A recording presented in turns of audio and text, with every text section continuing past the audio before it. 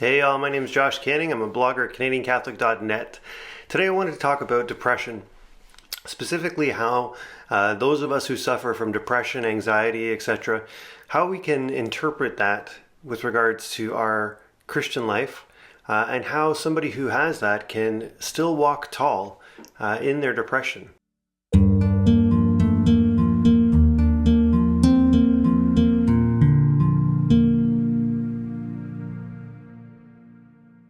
I find that depression, it often, makes us think very low about ourselves, makes it hard to really see ourselves as we really are. And in some ways, it feels almost like we're outside God's good graces. Jesus said that he came that we might have life and have it abundantly. But for the depressed person, it doesn't feel like that's being realized in their life. And you might even consciously or unconsciously suppose that maybe you're just outside of God's good graces. Maybe you're outside of his plan for you.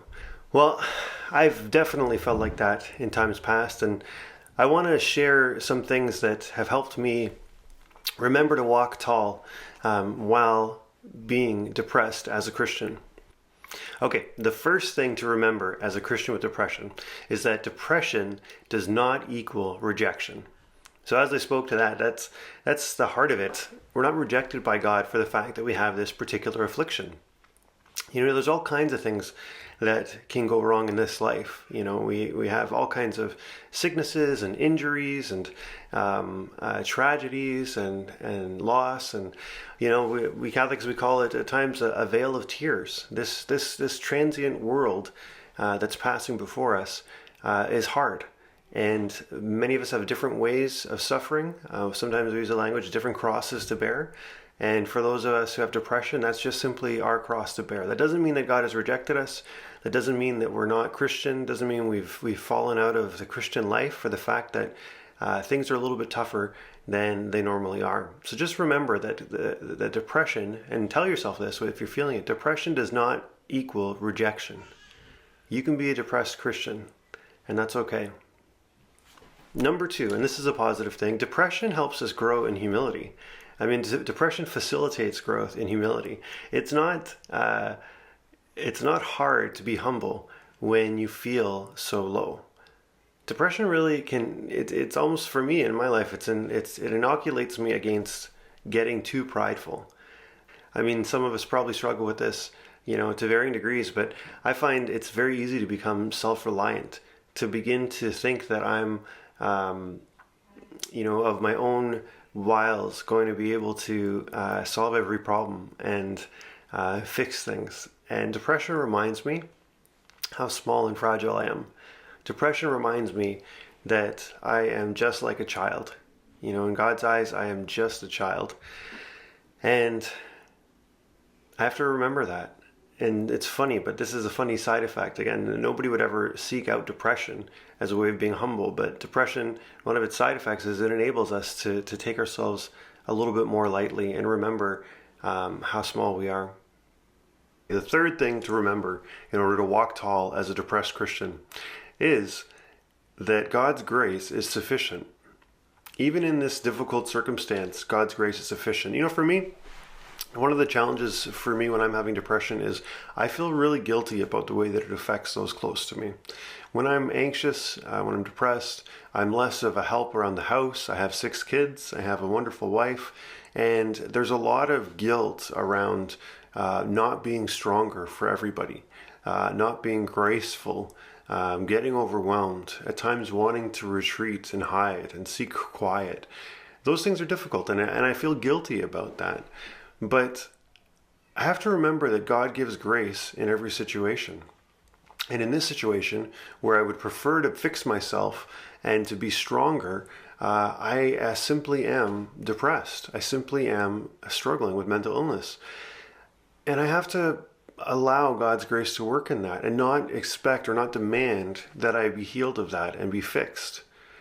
And so when this is a prevalent thing in my life, I have to remember that God's giving grace to my wife to be strong. He's giving grace to me in a strange and mysterious way, even amidst the struggles. He's given me grace to bear the struggles, not take them away, but to bear them. He's going to give grace to my kids. My spiritual director told me to be open with my family when it's a bit of a tough time, and even kids can understand when daddy's struggling and that it's not their fault if you tell it to them. So that's the thing. I want to read a little Bible passage about this, just so we can remember. And this kind of ties back to the first point as well.